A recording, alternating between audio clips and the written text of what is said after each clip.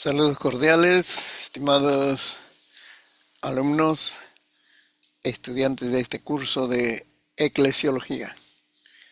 Hoy vamos a tratar el tema los atributos de la Iglesia. Los atributos de la Iglesia. Así que les envié el material. Con eso pueden acompañarnos en este tiempo que vamos a estar exponiendo este tema. Y es así. En la introducción tenemos, a través de los atributos se comprende la naturaleza esencial de la Iglesia, de manera que si falta uno de estos elementos, no es Iglesia. ¿Qué es lo que hace que la Iglesia sea Iglesia? Entonces es sus atributos, esa es su naturaleza, ¿no? Como ilustración podemos decir, puede existir un plato de tallarín sin fideos, así. Puede existir un ceviche de pescado sin pescado. Así no puede existir la Iglesia si le faltan estos elementos, que son propios de su naturaleza. Entonces, ¿cuáles son los elementos indispensables para que sea Iglesia? Vamos viendo. Primero es la santidad. 1 Corintios 6, 9 al 11. Lo que encontramos ahí es la descripción de la santidad, ¿no?, de la Iglesia. Una de las cosas importantes que el apóstol Pablo escribe acerca de la Iglesia es este tema sobre la santidad. Dice de esta manera, 9 al 11. ¿No sabéis que los injustos no heredarán el reino de Dios? No erréis, ni los fornicarios, ni los idólatras, ni los adúlteros, ni los afeminados, ni los que se echan con varones, ni los ladrones, ni los ávaros, ni los borrachos, ni los maldicientes, ni los estafadores heredarán el reino de Dios. Y esto erais algunos. Esa es la vida pasada, está describiendo. Mas ya habéis sido lavados, ya habéis sido santificados, ya habéis sido justificados en el nombre del Señor Jesús y por el Espíritu de nuestro Dios. Pasaje clave que estamos leyendo sobre la santidad de la Iglesia, ¿no? Pero encontramos algunos expositores también que hablan de la Iglesia. De modo entonces que Berkon desarrolla este tema y dice que presenta el concepto católico romano sobre santidad y luego el concepto protestante. ¿A dónde está enfocado la santidad? En el concepto católico romano sobre la santidad se refiere principalmente a su carácter externo, o sea, en las cosas que hace. No se trata de la santidad interior de los miembros de la Iglesia, por medio de la obra santificante del Espíritu Santo, sino de la santidad ceremonial externa, que se coloca en primer lugar. ¿A dónde va el énfasis? Hacia las cosas que se hace, no a los que se viven o lo que ha sucedido interiormente. Según el padre Devine, es un apellido, la Iglesia es santa primero que todo en sus dogmas, en sus preceptos morales, en su adoración, en su disciplina, de las cuales estas ceremonias y ritos, todo es puro e irreprochable, todo es de una naturaleza tal como se necesita para remover el mal y la maldad y para promover las más exaltadas virtudes. Es el dicho de tal padre. Así que solo en formas secundarias se concibe que la santidad de la Iglesia sea de carácter moral o interno. El padre es otro pensamiento, criterio. El padre de Iver dice que la Iglesia es santa también porque hubo santos en ella en todos los tiempos, cuya santidad Dios ha confirmado también por medio de milagros y de gracias extraordinarias. De ahí entonces que estos santos, entre comillas, lo beatifican. Entonces es el concepto católico romano acerca de lo externo. Y por eso entonces cuando se pone el énfasis en hacer las cosas, las ceremonias, los ritos de la manera correcta, entonces está expresando su santidad o está creciendo en santidad. El concepto protestante presenta también Berkhof. Dice, sin embargo, los protestantes tienen un concepto por completo diferente acerca de la santidad de la Iglesia. Sostienen que la Iglesia es santa en sentido absoluto, en cuanto al aspecto objetivo, es decir, tal como se considera en Jesucristo. Y es el pasaje que hemos leído, 1 Corintios 6, 9 al 11. En virtud de la justicia medianera de Cristo, la Iglesia se cuenta como santa delante de Dios, ¿no? Entonces la justicia, la santidad de Jesucristo es puesta sobre los creyentes y por eso es santo ante Dios. También en un sentido relativo o práctico, se considera a la Iglesia como santa en forma subjetiva, es decir, como que en verdad es santa en el principio íntimo de su vida y destinada a perfecta santidad. Entonces estamos hablando ya del ser interior de la persona. Es ahí donde sucede este milagro de la santificación. El ser humano, siendo pecador, puede ahora llegar a ese nivel de santidad. De aquí que ella puede llamarse en verdad una comunidad de santos. Esa iglesia de creyentes que han experimentado una transformación moral en su ser interior, entonces puede llamarse una comunidad de santos. Así escribía Pablo a las iglesias cuando mandaba las cartas, decía a los santos y fieles. Esa santidad es primero que todo una santidad del hombre interior, pero una santidad que también encuentra expresión en la vida externa. Es de la clave. O sea, esa transformación moral va a ser efecto en su conducta externa. Hay cosas que nosotros lo hemos internalizado tanto que no le damos lugar a su expresión externa. Por ejemplo, el gozo. Es uno de las virtudes del Espíritu Santo, Gálatas 5:22. Alguien dijo, ¿no?, en son de broma y en serio, le dijo, ¿no?, tu santidad es tan, no, tu gozo es tan profundo que no otras personas no lo pueden ver. Por eso entonces comunícale a tu rostro que estás lleno del gozo de Dios. Así que así también lo que estamos hablando de estas cualidades, virtudes internas, debe hallar su expresión en las cosas externas, en las situaciones en que está viviendo el creyente. En consecuencia, la santidad se atribuye también en sentido secundario a la iglesia visible. Esa iglesia es santa en el sentido en que está separada del mundo para consagrarse a Dios, y también en el sentido ético de aspirar y conseguir en principio una santa conducta en Cristo. Puesto que las iglesias locales visibles se componen de los creyentes y de sus hijos, se supone que excluyen a todos los que abiertamente son incrédulos o malvados.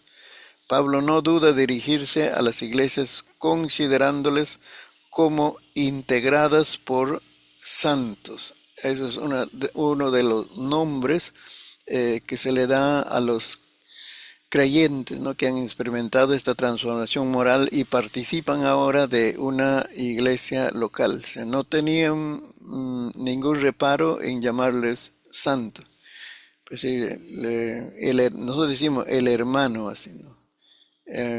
O de repente decimos, ¿no? Por su título, pastor, diácono, nos va a guiar en la oración. Pero ellos podrían decir en el orden de su programa con tranquilidad, y ahora nos va a dirigir la oración el santo Esteban, nuestro hermano a quien apreciamos muchísimo. Porque la santidad era una cosa que si vivía continuamente, esto se expresaba. No era ocasional, no era accidental, sino que era una vivencia continua. Así que es una cualidad muy importante en la iglesia. Lo segundo que encontramos es la unidad. Efesios 4, 3 al 6. Efesios 4, 3 al 6, donde nos va a presentar los elementos unificadores que se llaman. Nosotros tenemos razón de vivir, de poder vivir en unidad, porque tenemos ahí los elementos unificadores. Efesios 4, 3 al 6. Nos dice: solícitos en guardar la unidad del Espíritu en el vínculo de la paz. Ahí va, un cuerpo, un espíritu, como fuisteis también llamados en una misma esperanza de vuestra vocación. Un Señor, una fe, un bautismo. Un Dios y Padre de todos, el cual es sobre todos y por todos y en todos. Ahí lo que encontramos es el texto para hablar de la unidad, ¿no? También aquí Berco va a presentar dos conceptos contrastes, ¿no? El concepto católico romano y el concepto protestante. El concepto católico romano, ordinariamente los católicos romanos reconocen nada más la iglesia como la iglesia considerada en su organización jerárquica, ahí con los diversos niveles de gobierno, de administración y también de grados religiosos, ¿no? La unidad de esta iglesia se manifiesta en su organización mundial imponente, que aspira a incluir la iglesia de todas las naciones. Su centro verdadero no se encuentra en los creyentes, ojo eso, sino en la jerarquía con sus círculos concéntricos, ¿ve? ¿Dónde está enfocada entonces la santidad? Dice, en aquella jerarquía que hay, ¿no? Desde los que entran ya pues a formar esta parte del clero, lo que llaman, ¿no? Gente muy capacitada, profesional, reconocida y que van ascendiendo, ¿no? Por estudio, experiencia, grados, obras que hacen. Entonces ahí dice, está enfocado la santidad. ¿Eh? Primero que todo está el amplio círculo abajo, si pensamos en una pirámide, entonces en la parte más baja estaría el círculo del bajo clero, dice. O sea, los que de repente tienen pocos grados académicos o poca experiencia también en el servicio, ¿no? A su iglesia. Luego están los sacerdotes y otros funcionarios inferiores. Luego está un círculo más pequeño constituido por obispos. Ese grado se le da, ¿no? Ese título, obispos. Enseguida uno todavía más estrecho constituido por los arzobispos. Recuerde, ¿ve? Entonces imagínate ahí en esa pirámide, vamos subiendo y va reduciéndose el espacio. Y por último el círculo más estrecho formado por los cardenales. Dentro de los cardenales es lo que sale el Papa, ¿no? Teniendo toda esta pirámide en su cúspide mayor, ¿a quien lo tiene? Al Papa, que es la cabeza visible de toda la organización, siendo el que posee absoluto control de todo lo que queda debajo de él. De esta manera, la Iglesia Católica Romana presenta a los ojos una estructura verdaderamente imponente.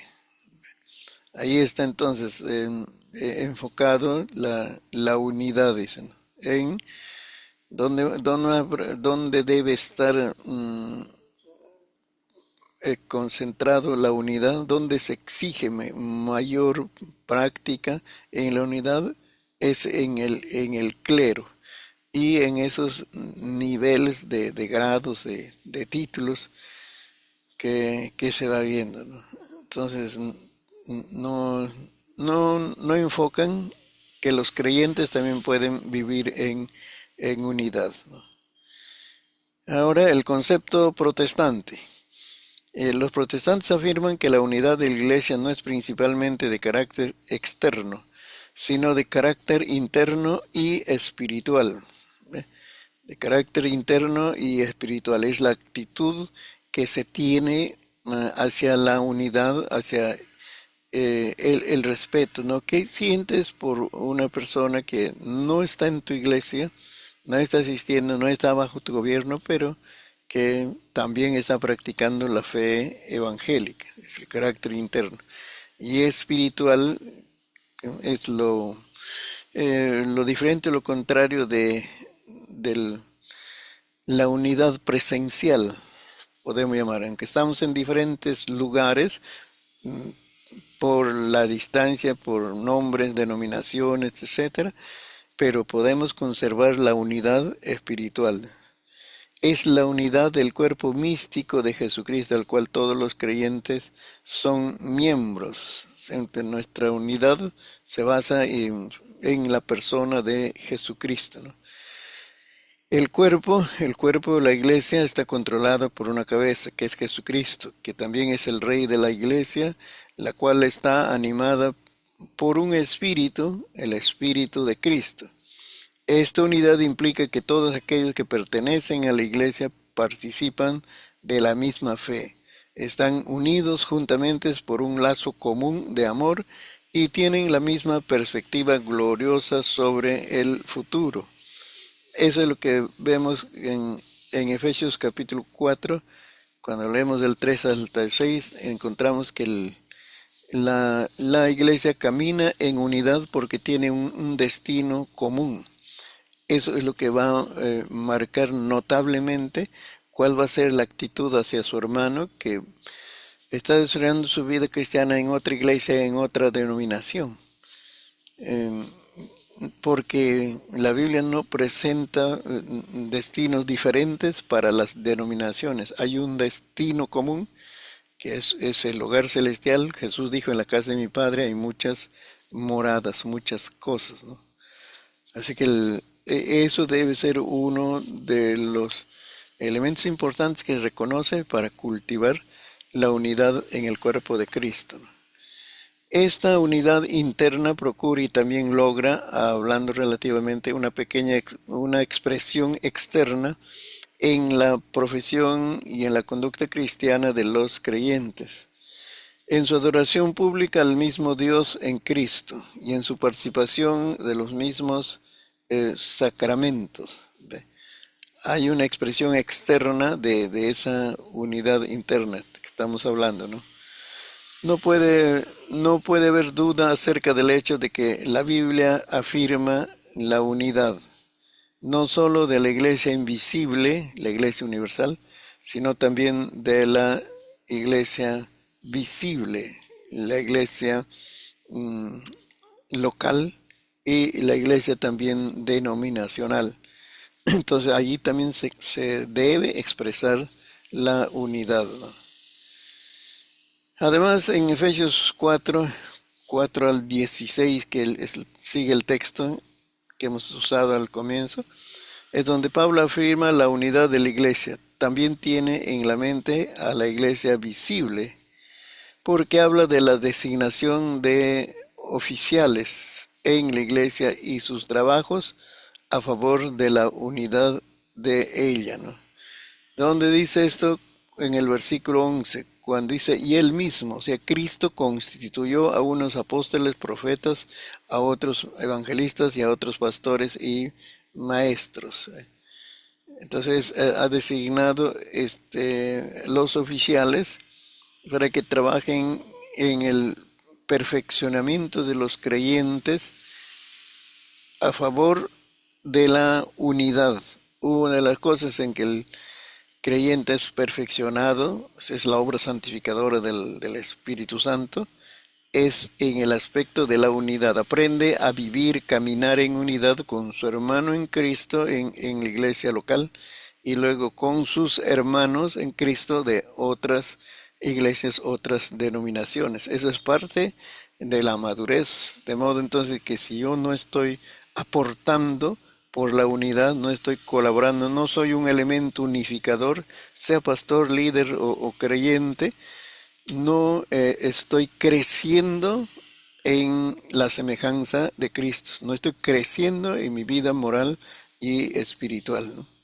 Así es entonces, por eso nos ha dejado esos ministerios, están los llamados a guiar a la iglesia para ser perfeccionados hacia la unidad, dice, hasta que todos lleguemos a la unidad de la fe. ¿Eh? Esa es una de las obras que está haciendo Dios en la iglesia. Ese es el pensamiento, la doctrina del ámbito pentecostal, no, no es el ámbito pentecostal, sino es el ámbito protestante en general, las iglesias cristianas evangélicas, lo que está presentando Luis Berco, ¿no?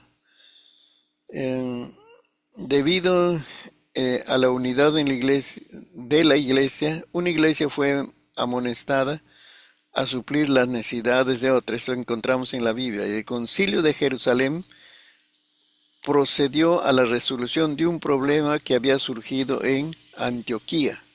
¿Ves? Ese es el efecto, los frutos de esa unidad. ¿Cómo se ve entonces? Por la preocupación, la atención a necesidades de iglesias locales que están distantes. Ahí estamos viendo, ese es un buen principio que tenemos que considerar, ¿no? La Iglesia de Roma acentúa fuertemente la unidad de la Iglesia visible y la expresa en su organización jerárquica. Y cuando los reformadores se separaron de Roma, no negaron la unidad de la iglesia visible, sino que lo sostuvieron. ¿Eh? Así que ya vamos viendo que este tema siempre se ha mantenido vigente en la historia de la iglesia. No obstante, no encontraron el lazo de unión en la organización eclesiástica, sino en la predicación verdadera de la palabra de Dios y en la recta administración de los sacramentos. Eso es lo que se nota, ¿no? Los reformadores se enfocaron en la palabra. Eso fue su fuerte, no en los dichos que la tradición, a través de los años habían creado ciertas doctrinas y le daban una categoría de orden más que la Biblia. Entonces la reforma que hizo volver a la iglesia hacia la palabra la que debe guiar nuestra vida, nuestra conducta en favor de la unidad o la vivencia, ¿no?, de la vida cristiana. Creemos y profesamos una iglesia católica o universal en ese sentido, la cual es una santa congregación de verdaderos creyentes que todos esperan su salvación en Jesucristo, siendo lavados mediante su sangre, santificados y sellados por el Espíritu Santo, ¿no? Las señales por las que la iglesia verdadera se conoce son estas.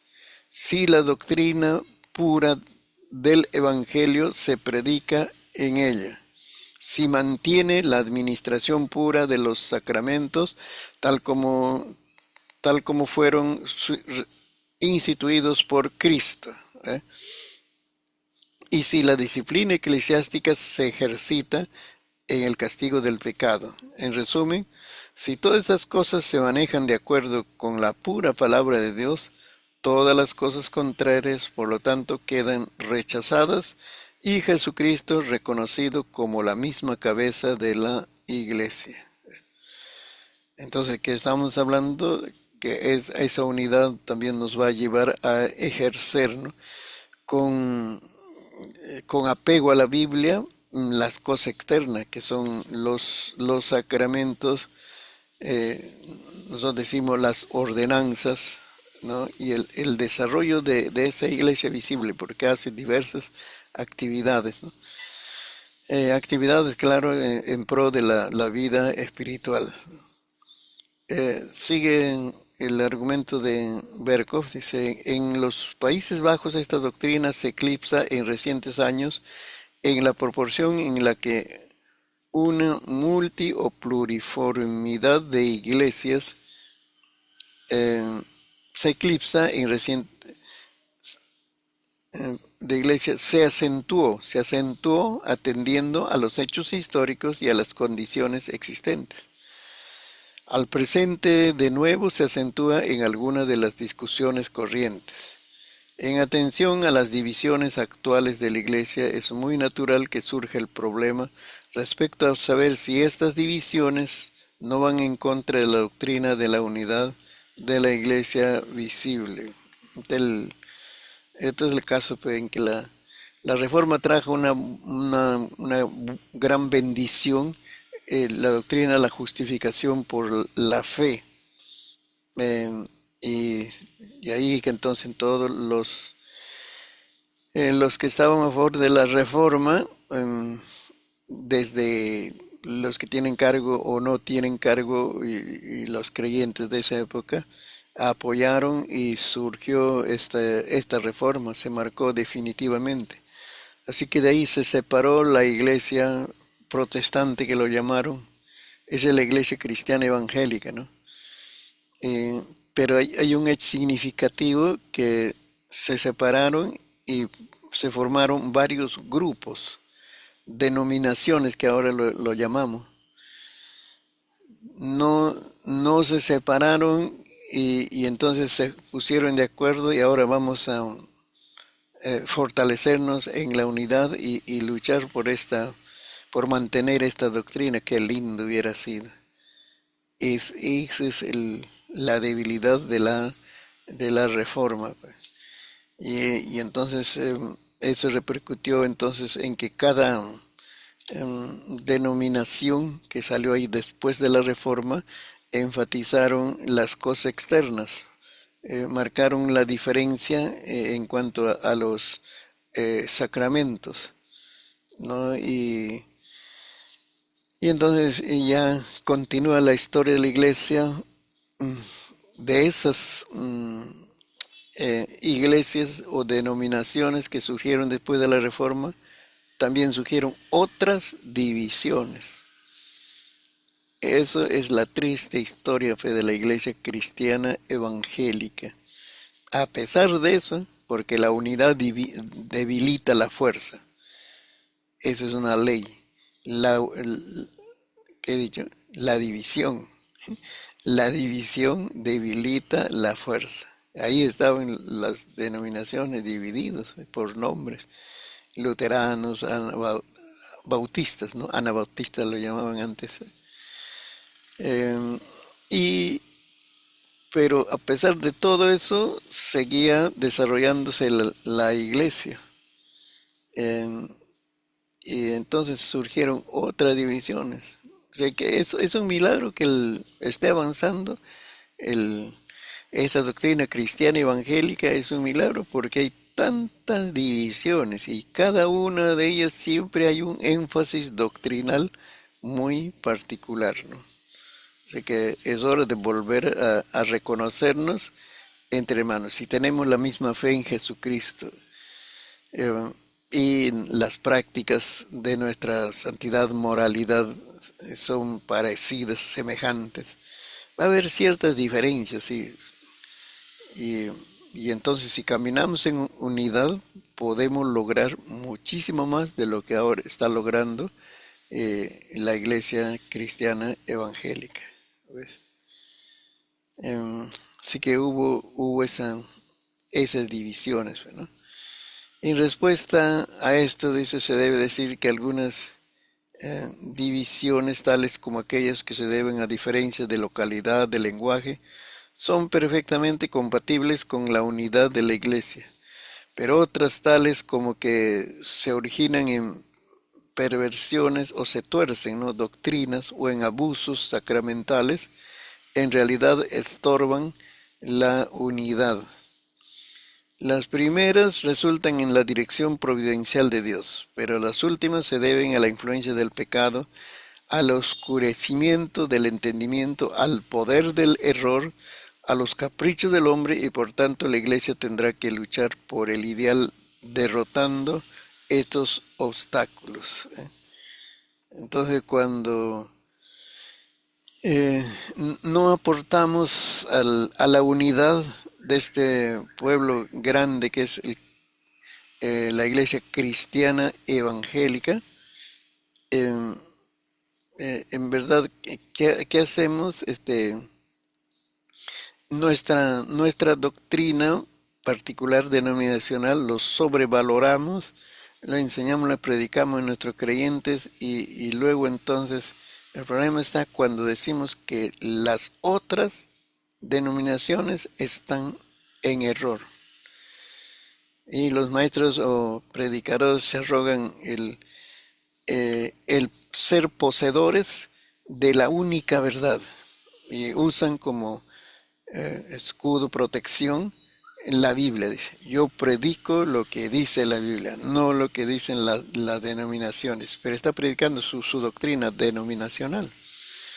Por eso tengamos también respeto entre los que predicamos o enseñamos. Tenemos que aportar desde nuestro púlpito, nuestro pupitre de enseñanza, tenemos que aportar por la unidad. ¿Qué es lo que nos une? El asunto está cuando nos enfocamos en lo que nos divide. ¿Qué es lo que nos divide? Nuestra doctrina, nuestras convicciones personales, asuntos periféricos. Lo que la unidad se va a forjar en los asuntos esenciales, eh, que, que es Jesucristo, la salvación, la santidad, ¿sí?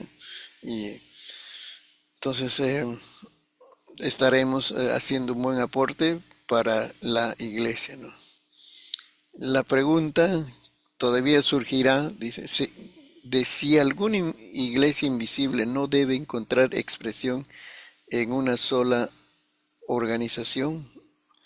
Difícilmente se podrá decir que la palabra de Dios requiera esto con toda claridad.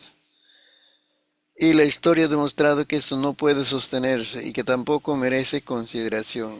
El único intento que se ha hecho de mayor alcance para reunir a todas las iglesias en una gran organización externa no demostró producir buenos resultados, sino condujo a la internalización, al ritualismo y al legalismo, ¿no? Lo que sugiere ver es si podemos lograr, dice, que todas las denominaciones se unan y todos hablemos un mismo lenguaje, dice, no ha resultado, sino que em, se ha debilitado algunas cosas importantes para el desarrollo de la iglesia. Eso también hay que saber vivir cuando, aún dentro de la misma denominación, uno tiene que apreciar su doctrina, su iglesia local. Vayamos por ahí, su iglesia local.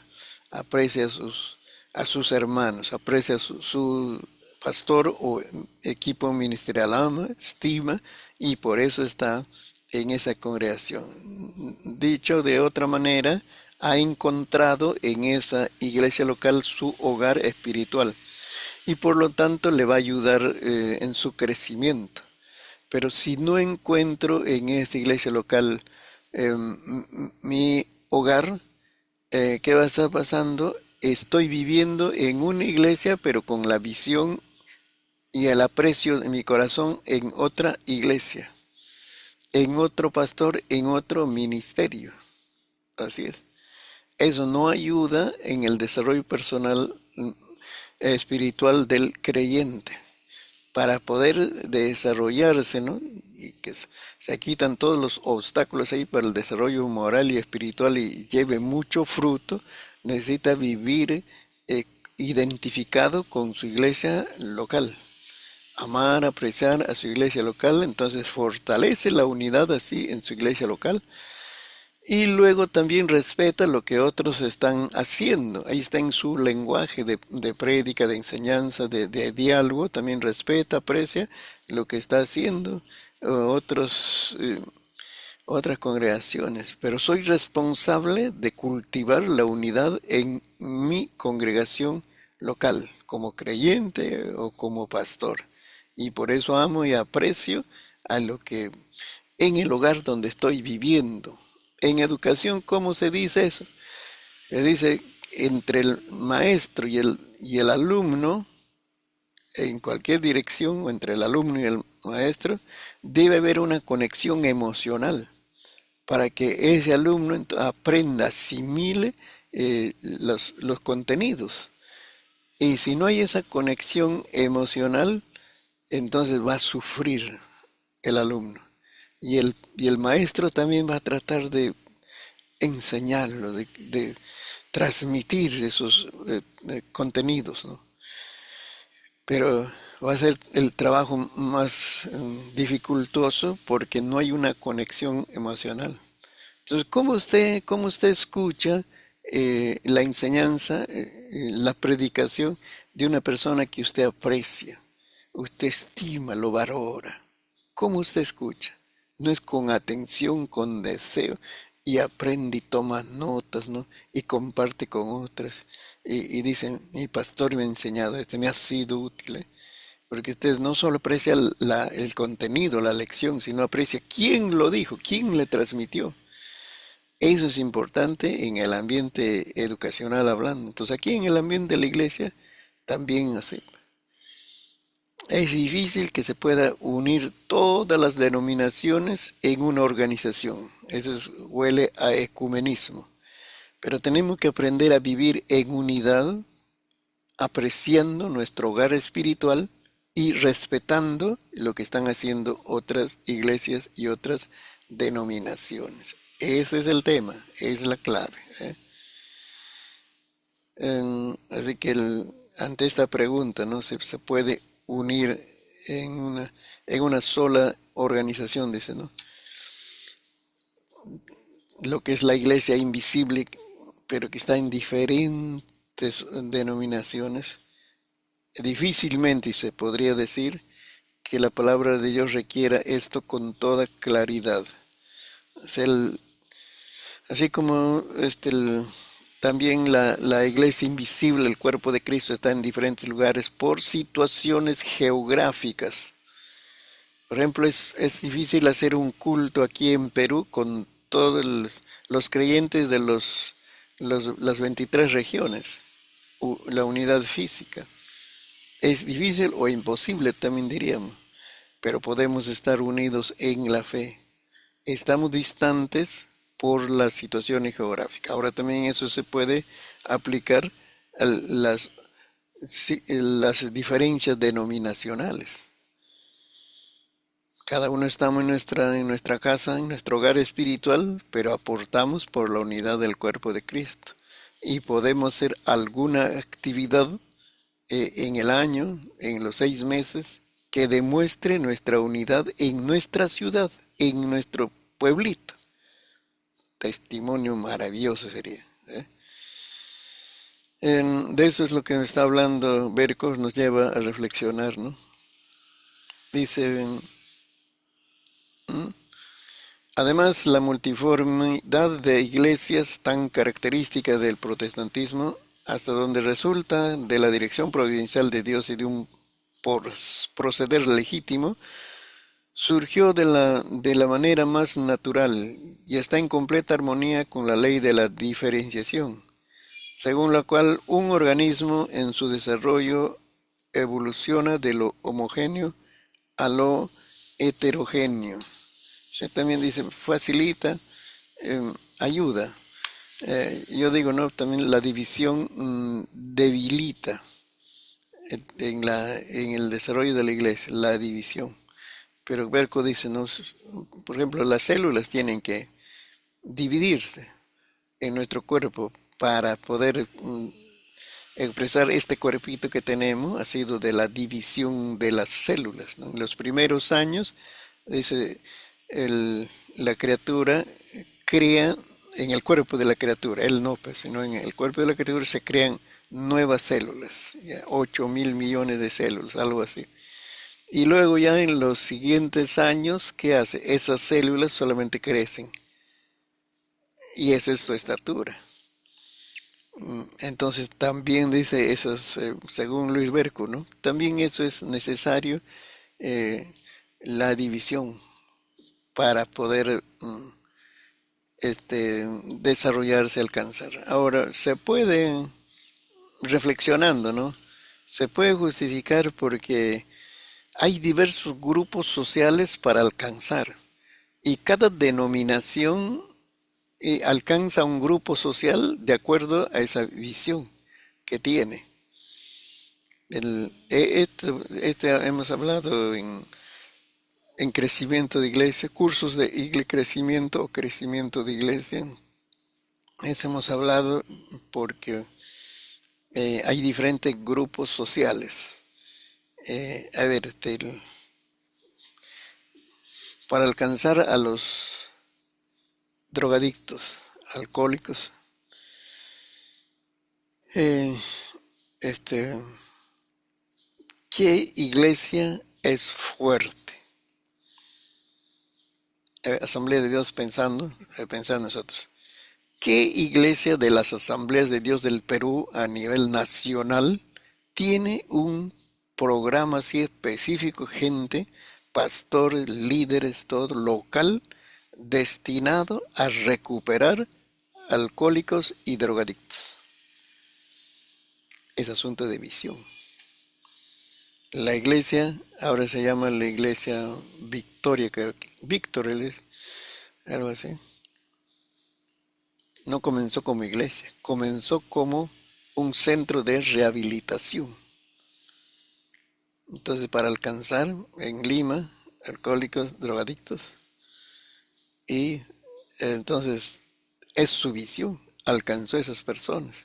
Y luego se convirtieron los familiares de esos que sí restaurados, se convirtieron. Claro, los familiares no habían practicado, tenían otros pecados. Se convirtieron pero ¿cómo esos familiares no lo van a traer al centro de rehabilitación y tenerlo junto con ellos? Esos están internados ahí. Entonces se vio la necesidad de abrir iglesia. Entonces ahí nació la iglesia. Y siguen con esa visión.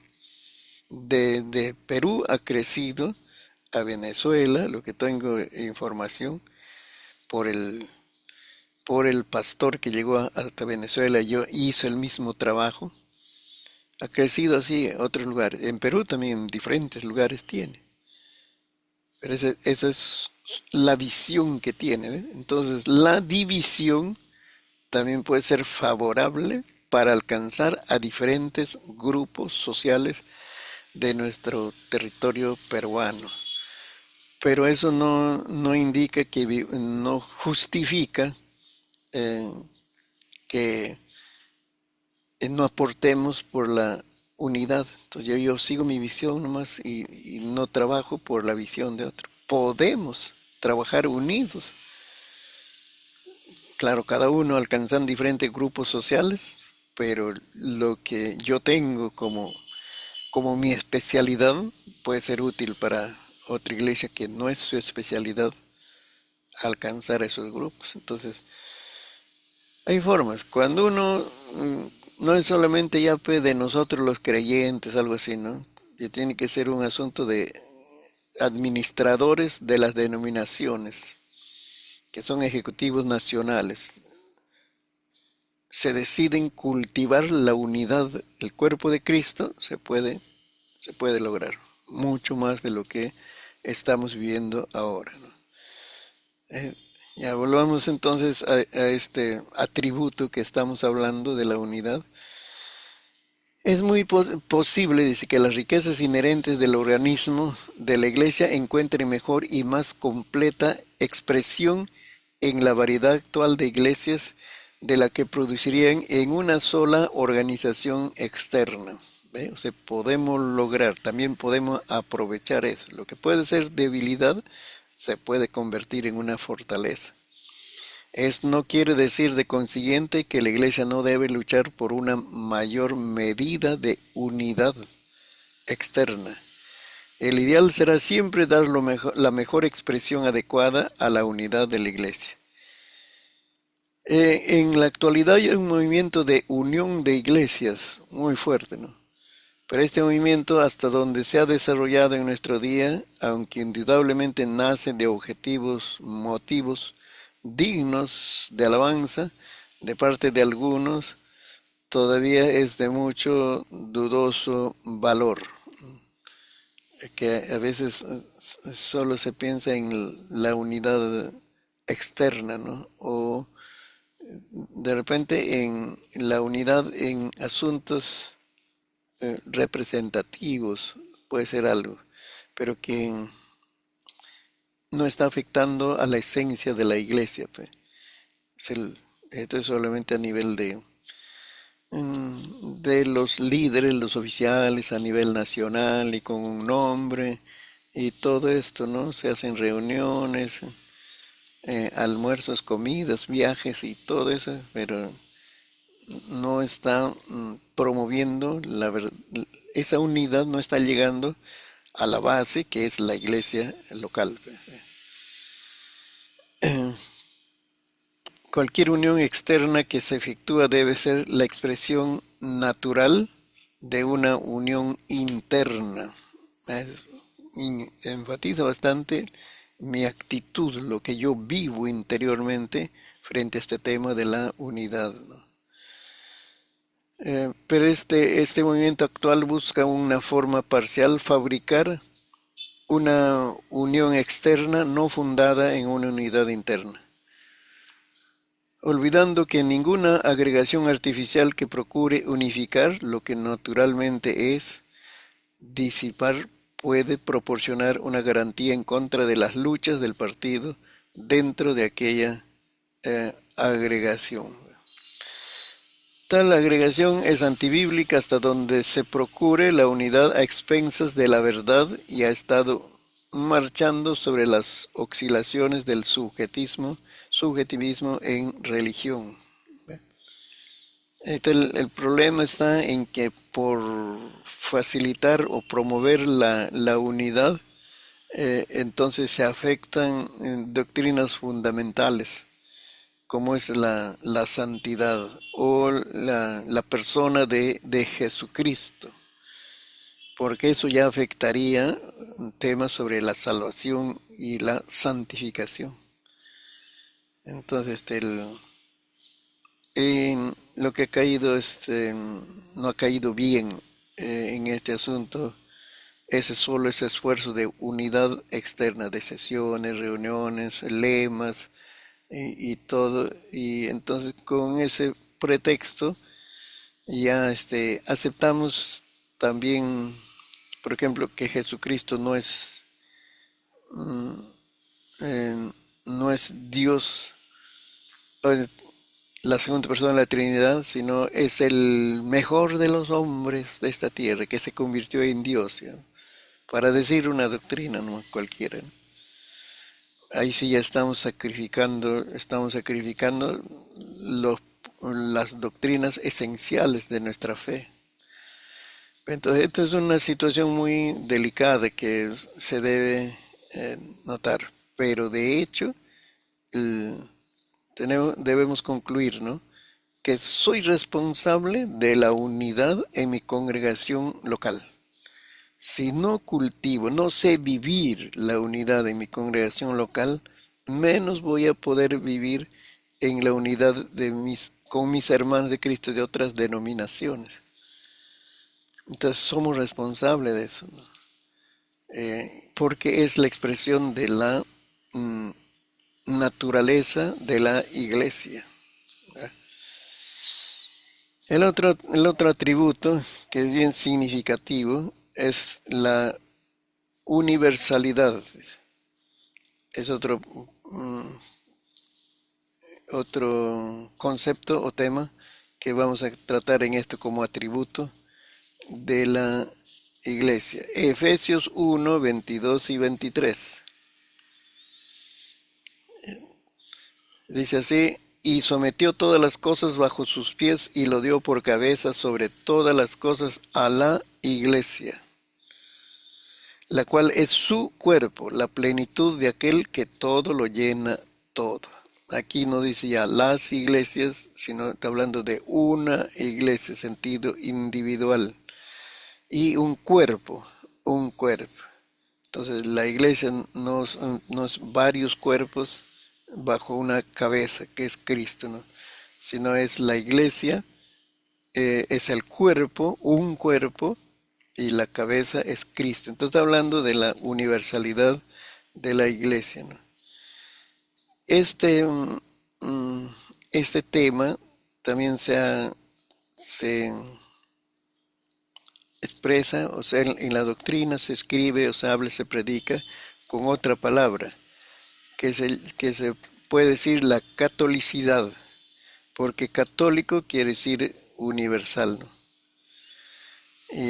Y entonces ahí ya, si no manejamos bien, parece que estamos hablando de la Iglesia Católica Romana.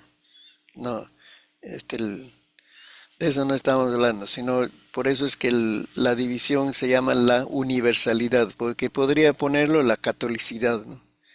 Catolicidad de la Iglesia. Y como ya pues la Iglesia Católica Romana ya se ha apropiado el significado de ese nombre, católica, nos hace difícil a veces distinguirlo, ¿no? Un pastor decía, yo también soy católico. Y los hermanos se preocupaban, ¿no? Pero hermanos, ¿saben por qué estoy diciendo? Porque la iglesia es una iglesia universal. Yo pertenezco a esa iglesia universal que está en todos los lugares. Y entonces por eso soy católico. No es que soy católico de la iglesia católica romana, sino en este sentido, ¿no? De la iglesia espiritual que está en todos los lugares, la iglesia de todos los tiempos, ¿eh? Entonces, eso es lo que hay que aprender, comprender que está refiriéndose al cuerpo de Cristo, ¿no?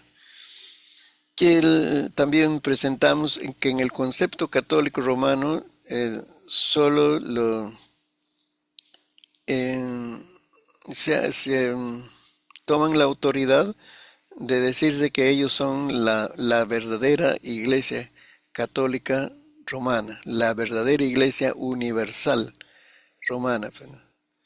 Eh, porque está en todos los lugares, ha afectado a todos está en relación con la mayoría de los gobiernos, porque ahora el islamismo se está tomando, ha tomado muchos países donde la religión oficial es el islamismo, entonces ahí no entra catolicismo. Aquí en Perú todavía dice así, libertad de culto, todo eso, pero el que está en convenio con el Estado peruano, cualquier partido que esté en el gobierno, ya hay un convenio que no se puede destruir ese convenio con la iglesia romana y que tiene la primacía, la iglesia romana, más que la iglesia evangélica. La iglesia puede crecer, hacer sus obras, todo en esta tierra, tenemos libertad de culto, pero nosotros no recibimos los beneficios, las ayudas de ciertas económicas, ciertas leyes, facilidades de traer recursos del extranjero, porque nosotros como iglesia católica, evangélica, tenemos el lugar secundario. El primer lugar está la iglesia católica. Entonces, libertad de culto es diferente de igualdad, un trato igual a la iglesia romana y a la iglesia evangélica. Es diferente. Entonces, con todo esto, veamos, ¿no? La Iglesia romana siempre se ha tomado ese derecho de llamarse, ¿no?, la Iglesia universal, ¿no? Em, pero lo aplican a su organización visible, ¿no? Eh, porque pretenden este derecho porque como la única iglesia verdaderamente católica, porque está esparcida sobre toda la tierra y se adapta a todos los países. En todas las culturas está esta iglesia romana, ¿no? Y a todas las formas de gobierno que hay en los diferentes países, ¿no? Y porque ha existido, dice, desde el principio y ha tenido siempre a los adultos y niños fieles, los ha tenido, ¿no? En tanto que las sectas vienen y van, es decir, son iglesias cristianas, puede llamarse, y también nos ponen junto con las otras sectas que llegan a un país, están unos años y desaparecen. ¿Ve? En cambio, la iglesia romana está en todos los países, ya está pues haciendo sus obras, ¿no? Por eso nomás es que ellos tienen presencia universal. Pero en el concepto protestante está que este atributo lo aplicamos en primer lugar a la iglesia invisible, que es el cuerpo de Cristo, ¿no? Que en un sentido mucho más verdadero que cualquiera de las organizaciones existentes eh, puede llamarse también iglesia universal. Con justicia, dice, ¿no? Porque alcanzando, el Evangelio está alcanzando a todos los países del mundo, aún en países que están cerrados al Evangelio, donde las iglesias católicas no pueden entrar por sus leyes, ellos, ellos diferentes su crecimiento. Usted, usted ha visto a ver, a los sacerdotes, sería ya los acólitos, catequistas, ¿no? Tocando las puertas diciendo, Señor, usted desea ser católico, le invito a mi iglesia. ¿Usted ha visto ese trabajo? Nosotros decimos evangelizar, porque vamos, le invitamos a una persona, usted desea venir a mi iglesia, tenemos este programa, le predicamos el Evangelio de Jesucristo, desea recibir a Cristo. Cuando recibe a Cristo, usted es mi hermano, bienvenido, esta es tu familia. Ellos no hacen ese trabajo. ¿Cómo es? Aquí en Perú ya. Hay un pueblo ahí, o se levantó un pueblo, por la unión de muchas familias. ¿Qué hacen ahí? La iglesia que está más cerca, allí hay un pueblo, ellos son todos nuestros hermanos, necesitan una iglesia. Van, ya están de acuerdo con el alcalde, no sé, que ya está reservado su terreno, porque en la plaza principal eh, debe haber un terreno separado por ley para la iglesia romana. Ya está, entonces vamos a construir ya. Van allá, construyen, después tocan la campana. Vengan, vamos a celebrar la misa, porque todos ustedes son católicos. Vengan aquí, ya pasen de todas las ceremonias. Así. ¿Acaso le dicen, usted desea ser católico? No. O usted ya es. Eso pues, es el convenio. Nosotros estamos en todos los lugares, dicen. En todos los países nos adaptamos, en todas las culturas, pero esa es su forma de ir. No. En cambio nosotros decimos la iglesia es el cuerpo de Cristo que está en diferentes lugares con personas que han decidido voluntariamente seguir a Cristo. Y se formó un grupo que es la iglesia local. Eso se llama la iglesia visible, la expresión de la iglesia invisible. Entonces la universalidad tiene que aplicarse a a ese cuerpo de Cristo, de muchas iglesias locales que están en todos los países del mundo y están llevando el Evangelio de Cristo. Para nosotros es eso, ¿no? Para nosotros esa es la iglesia está alcanzando. No necesita tener una aprobación estatal, porque los misioneros están yendo en forma escondida. Allá no van a esos países, mira, yo tengo esta profesión, he sido, profesión vamos a llamarle, ¿no?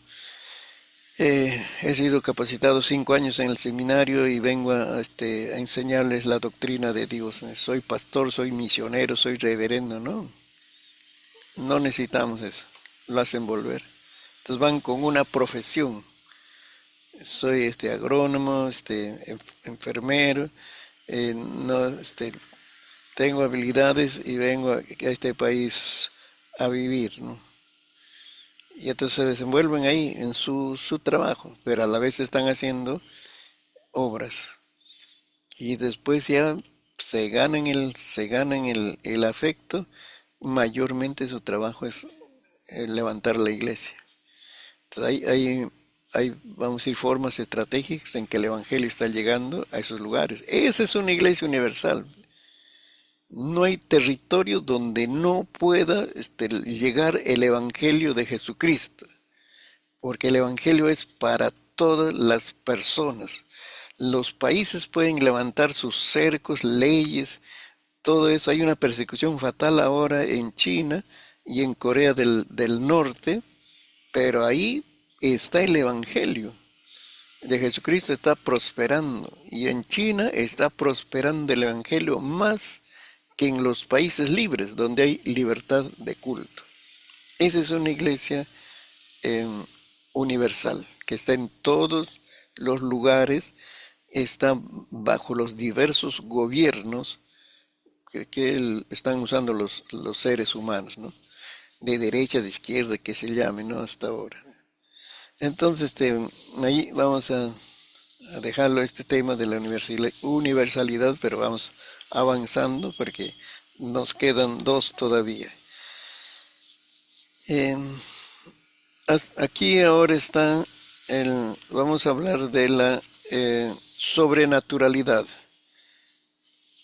Efesios 1, mira, en Efesios está bastante bases bíblicas sobre la iglesia. Efesios 1, 18 y 19.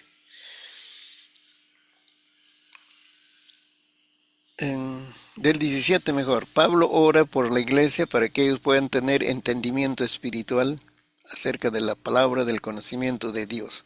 Dice 17, para que el Dios de nuestro Señor Jesucristo, el Padre de gloria, os dé espíritu de sabiduría y de revelación en el conocimiento de Él. ¿De quién? De Dios. Para que conozcan, dice, pero ese espíritu de sabiduría y revelación es obra del Espíritu Santo que nos da entendimiento espiritual, lucidez espiritual, que es diferente de lucidez mental, el conocimiento de la ciencia de este mundo, que es diferente. Y dice, con ese entendimiento espiritual, dice, ahora, ¿qué va a pasar? Dice, se va a alumbrar los ojos de vuestro entendimiento, para que sepáis, eso es comprender, vamos a comprender cuál es la esperanza a que Él os ha llamado y cuáles las riquezas de la gloria de su herencia en los santos. Y ahí va el 19. Y cuál la supereminente grandeza de su poder para con nosotros los que creemos según la operación del poder de su fuerza. Ahí está hablando entonces, la iglesia tiene este atributo de la sobrenaturalidad. ¿Por qué? De entrada nomás, no está en el texto bíblico, pero dice porque por fe vivimos, no por vista, no por vista eso, por fe andamos. La vida cristiana se vive por fe. Entonces, la iglesia camina en esta tierra por fe. Y si estás ejerciendo fe es porque esto no se puede realizar solo con capacidades humanas. con recursos humanos. Esto se va a realizar solo por la intervención de Dios. Eso es fe. Porque cuando usted puede hacerlo, no moleste el tiempo de Dios, la atención de Dios, porque usted puede hacerlo. Puede encomendarlo, sí, sí, Señor. Por ejemplo, una madre es especialista en la cocina. Entonces, no va a decir, Señor, enséñame a cocinar este locrito con zapalla. Usted sabe hacerlo, hazlo. Pero si te encomienda, Señor, te encomiendo todas mis actividades, que sea de bendición lo que yo hago en esta tierra. Es diferente. Lo que usted puede hacerlo, hazlo. Pero para las cosas que no puede hacerlo, aplicas fe y Dios interviene. Eso es sobrenaturalidad. Entonces, nosotros no podemos vivir la vida cristiana con santidad por nuestras fuerzas humanas. Porque voy a rechazar el pecado, no voy a lugar de tentación. Todo está bueno en el ámbito humano, pero la tentación viene por los pensamientos, por los recuerdos de la vida pasada, y entonces luchamos. Aplica fe ahí. Entonces, cuando aplicas fe, vas a vivir una santidad sobrenatural. Eh, ¿Me dejo entender? Con eso entonces vamos a comprender el atributo de la iglesia, la sobrenaturalidad. ¿Qué es sobrenatural? Es un término que procede del vocablo latino supernaturalis. Se trata de un adjetivo que califica aquello cuyas características o propiedades trascienden los límites de la naturaleza, va más allá de nuestras fuerzas, nuestras capacidades humanas. Dicho de otro modo, lo sobrenatural escapa a las leyes naturales. ¿Ve? Por ejemplo, un ser humano puede caminar, correr, saltar. Eso puede serlo, no necesitas fe ahí. Sencillamente hazlo, es tu naturaleza. Pero no puedes volar. Eso es sobrenatural, volar es sobrenatural. Si una película presenta a un hombre que vuela, está incluyendo un componente sobrenatural en su propuesta. Que una persona vuela exceda la capacidad natural de la especie. Entonces, aquí, claro, está usando ese ejemplo, ¿no? Pero, ¿dónde aplicamos fe? En las cosas que no podemos hacerlos por nosotros mismos. Entonces, ahí que está interviniendo ese atributo de lo sobrenatural, ¿no? Lo sobrenatural es frecuente en las obras de ficción, ya sea en el cine, en la literatura o en otros entes. Cualquier propuesta que incluya cuestiones como muertos que reviven, personas que pueden correr a una velocidad de 400 kilómetros por hora, animales que hablan o viajes en el tiempo, para citar algunas posibilidades, tienen componentes sobrenaturales. Por eso entonces aquí en Efesios que nos presenta que Dios nos da, dice, ese entendimiento espiritual para comprender el versículo 19, la supereminente grandeza de su poder. Eso no vamos a entender con la intelectualidad humana, con los grados y títulos de esta tierra, no. Es una obra del Espíritu Santo. Por eso es que se necesita fe. Fe para entender el poder de Dios. Ahí aplicas ya, vamos a decir, que entras en lo sobrenatural, ¿no? Así que, ¿qué dice? Los cristianos piensan en el poder de Dios solo en lo relativo a proveer, puede decir, salud física, posesiones materiales, cosas terrenales. Pero el poder de Dios va más allá de esas cosas pasajeras, porque va a decir los siguientes versículos, léalo, los siguientes versículos, que ese poder de Dios, pero que está acompañado de dos palabras, supereminente grandeza. Para hablar del poder de Dios acompaña supereminente y grandeza. No solo es un gran poder, sino es un poder supereminente. Para comprender eso, dice, necesitamos el entendimiento espiritual. ¿Y cómo ha operado? Dice, una vista, podemos decir, nos da cierta vista de ciertas huellas de este poder de Dios. Primero resucitó a Cristo. Ahí dice, versículo 20, acá lo operó en Cristo resucitándolo de los muertos. Ese poder de Dios, dice, lo sentó, dice, a su diestra en los lugares celestiales. Es la ascensión de Cristo. Dice, Jesús ahora tiene un lugar de autoridad que en expresiones para nosotros humanas está puesto eso, ¿no? A la derecha del Padre. Un lugar de autoridad que solo Jesucristo lo tiene. O sea, la Trinidad le ha dado a Jesucristo. Y eso significa entonces que Cristo está por encima de todo gobernante, magistrado, demonio o dominio humano o angélico.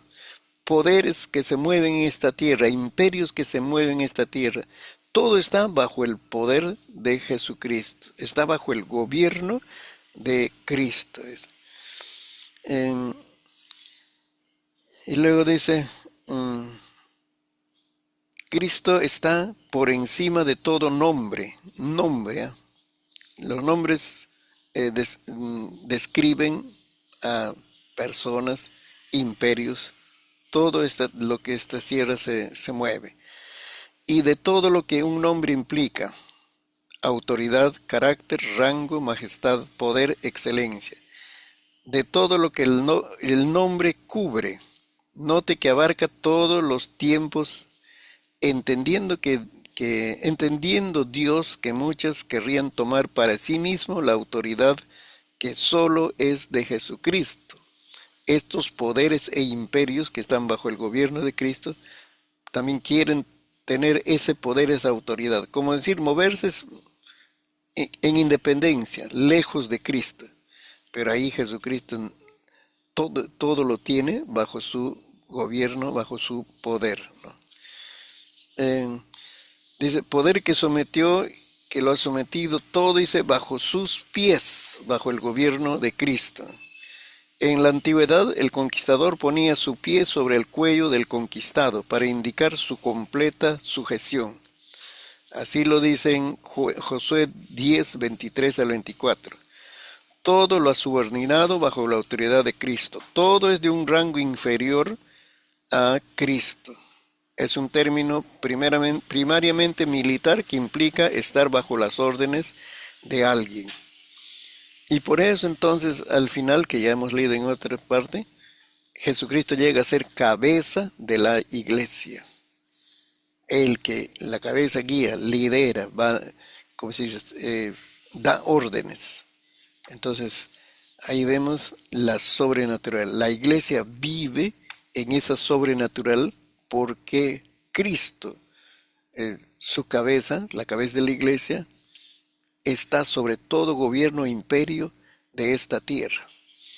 Entonces, eso es lo que tenemos que ver. Entonces, cuando nosotros queremos manejar las cosas de la iglesia a nuestra manera, sin la dirección de Dios, sin la fortaleza de Dios, estamos tratando a un ente sobrenatural que es la iglesia con leyes humanas. Por eso las cosas van mal. Tenemos que tratar a la iglesia con las leyes sobrenaturales, con los recursos sobrenaturales, tenemos que tratar a la iglesia. Este es un tema que se está desarrollando, como les dije siempre, la doctrina se va desarrollando. Y lo último es la pentecostalidad, que es el último de los temas que se está desarrollando en relación a los atributos de la iglesia. ¿Qué significa ser pentecostal? Según Juan Stam, es un maestro teólogo, él dice, el Pentecostés, según este capítulo, ocurre en 3 momentos, en Hechos capítulo 2. Según eso, ocurre en 3 momentos o 3 fases. Primero dice, cuando experimentaron los poderosos dones del Espíritu Santo. Hechos 2, 1 al 13, que se ve ahí, fueron llenos del Espíritu Santo, hablaban en nuevas lenguas, La gente entendió eso y las otras personas se asombraron de estas manifestaciones. Eso es sobrenatural. Luego dice, en el segundo momento es que cuando se proclamó el Evangelio de Jesucristo con un mensaje contenido bíblico, contenido verdadero. Esto no son un mensaje emocionalista apelando a la autosuperación, ¿no? Un mensaje fundamental. Resultado, se convirtieron 3.000 almas. No es que van a decir ahora tengo ya recursos para triunfar, no. Antes era pecador, ahora soy salvo. Es el resultado de la predicación bíblica. En tercer lugar, lo vemos cuando ahora empiezan a vivir en una comunidad transformada por el poder de Dios, ¿no? Y viven intensamente esa comunión. De Hechos 2, 40, de Hechos 2, 42 al 47, ahí vemos que es un afecto, una cercanía tan profunda que tienen los creyentes. Y eran de judíos, claro, naturalmente, pero de diversas clases sociales. También ser pentecostal es otro maestro que dice, significa vivir en la presencia y poder del Espíritu Santo. Nos ayuda a estar conscientes de la presencia de Jesús. Pentecostés también nos ayuda a comprender el valor de la iglesia en la cultura de hoy. La gente puede pensar que a veces que no necesita de la iglesia. Sin embargo, Pentecostés es un vívido recordatorio de la verdad de que la iglesia es primordial en la obra de Dios en el mundo. Un pueblo, cuando tiene una iglesia verdadera, pues, ¿no? Se mueve el poder del Espíritu, esa ciudad, ese pueblo es bendecida. Así, hay ambiente espiritual, aún para las familias que no están yendo a la iglesia, hay bendiciones. Dios bendice ese lugar por causa de sus hijos que están ahí en ese lugar, ¿no? Así que la pentecostalidad es la relación de la iglesia con el Espíritu Santo. Esta relación incluye sus diversas obras y manifestaciones en la vida del creyente. ¿Cuál es la relación entonces de la iglesia con el Espíritu Santo? La iglesia tiene al Señor Espíritu Santo como el agente operativo de la Trinidad Divina. Ellos reconocen y por eso entonces en esa relación la iglesia procura no contristar al Espíritu Santo, porque Él es el mensajero, entre comillas. Es muy débil esa palabra para semejante obra que hace el Espíritu Santo. Él es el mensajero que trae las bendiciones de Dios a nuestras necesidades particulares hasta nuestros imposibles. Es el Espíritu Santo quien trae esa bendición. Es el agente operativo. Lo que Dios quiere hacer con nosotros lo va a hacer por medio del Espíritu Santo. Las obras que la Trinidad Divina desea realizar en la iglesia lo va a ejecutar por medio del Espíritu Santo. Y por eso nos conviene estar en buenas relaciones con el Espíritu Santo. Recuerde esa palabra santo. Es santo en su naturaleza y santifica también ahí donde toca, donde está, donde vive, santifica. Entonces vamos a tener una relación fluida, abierta, de confianza, cuando de por medio está la santidad. Tercero, ¿cuál es el significado de ser lleno del Espíritu Santo? El significado más aceptado en el ambiente cristiano es ser gobernado por el Espíritu Santo. Es que el Espíritu empieza a gobernar nuestra vida, porque nosotros podemos gobernar, hay ciertas decisiones que tomamos, actitudes, reacciones que realizamos, podemos gobernar nuestra vida. Fuimos creados con libre albedrío. pero reconociendo nuestros errores, limitaciones humanas, nos sometemos al gobierno del Espíritu Santo y Él entonces puede gobernar nuestra vida. Estamos atentos a sus indicaciones, orientaciones y hacemos las cosas según la orientación del Espíritu Santo. Eso es ser gobernado. No es que vamos a irte a amar las manos y ya no puedes hacer nada, sino te gobierna en libertad. Ese gobierno del Espíritu Santo sobre el creyente hace la diferencia entre el creyente carnal que es gobernado por su naturaleza pecaminosa, es creyente y todo, está en la iglesia, pero es gobernado por su naturaleza carnal, toma decisiones en su naturaleza carnal. Y el otro creyente, lleno del Espíritu Santo, que toma sus decisiones sometiendo todo ese asunto en Dios y recibe entonces la dirección de Dios, cómo va a hacer esa obra. Ahí está la diferencia. ¿Cuántas de las cosas habremos hecho impulsados solo por nuestra naturaleza humana, terrenal, pecaminosa? ¿Cuáles son las señales de una iglesia llena del Espíritu Santo? Esa es pentecostalidad. ¿Cuáles son las señales? Primero, los creyentes realizan las actividades diarias, ¿no?, para cultivar la vida espiritual de una manera responsable y ferviente. Aprende a cultivar su vida espiritual en casa, en familia, y por eso va al templo equipado, preparado para ayudar, para bendecir. No necesita subir al púlpito para ayudar a bendecir. Él es un creyente sencillo, pero está equipado por el Espíritu Santo, porque toda la semana ha cultivado su vida espiritual. En los cultos hay diversas manifestaciones de los dones espirituales.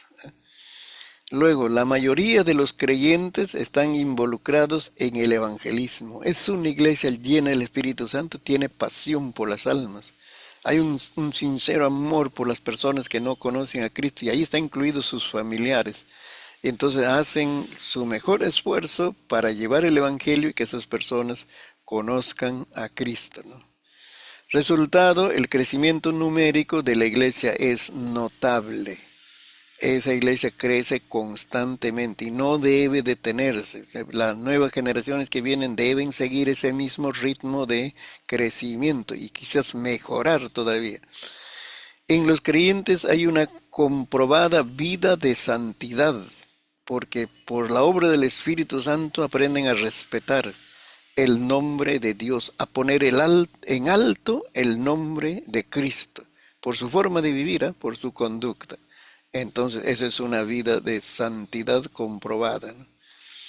La ciudad es impactada por la presencia de los creyentes y de la iglesia. Como le decía, es una bendición que en un pueblito, una iglesia, hay una iglesia evangélica, es una bendición para todos los habitantes, para la tierra, el aire, el ambiente, es una bendición. Así que, porque somos la luz del mundo, la sal de la tierra. Entonces, esos creyentes impactan en su localidad. Concluyendo, la iglesia es una entidad con cualidades divinas y esas cualidades están impregnadas en seres humanos falibles. Y eso resulta que Dios recibe mayor gloria. La Biblia nos dice, somos vasos de barro, pero que en nosotros reposa un tesoro precioso en la presencia de Dios y el conocimiento del Evangelio de Cristo, ¿no? Como conclusión también las obras de Dios en las personas para formar a la iglesia se basan en los méritos de Cristo. Por eso, esencialmente, Cristo es el fundador de esta noble institución. No se le puede atribuir a personaje humano esta categoría de fundador. Como decir, si él no hubiera existido, no habría iglesia. Cristo es el fundador, Él es indispensable. Todos somos necesarios para llevar el Evangelio, poner visión de crecimiento, poner nuestra cuota de esfuerzo material, pero solo Cristo es el que da el verdadero crecimiento a la iglesia, levanta nuevas iglesias y por eso se merece toda gloria y honra. Así que este es el tema que nos habla de los atributos de la iglesia. Espero que lo consideren también en sus meditaciones diarias, ¿no? Dios le bendiga, mis estimados hermanos, así que nos vemos en una próxima oportunidad. Muchas gracias.